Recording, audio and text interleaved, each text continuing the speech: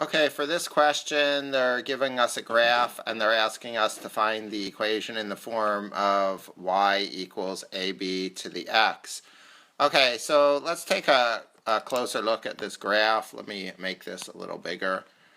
Move it over here and clear everything. Okay, so if we were going to make a table from some points on this graph, if I were going to draw a table here, the first point is easy to see. They give it to you at 0, 4.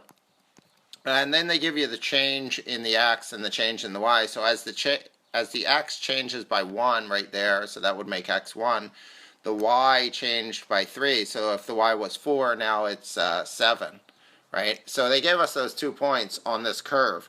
But again, it's in the form y equals ab to the x.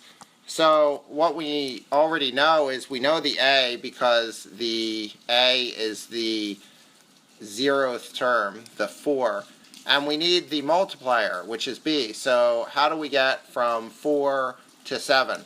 So the way we get from 4 to 7, what we multiply by is we would divide 7 by 4, and if you took your calculator out and divided 7 by 4, you would get 1.75. So the multiplier is 1.75. So we're multiplying by 1.75.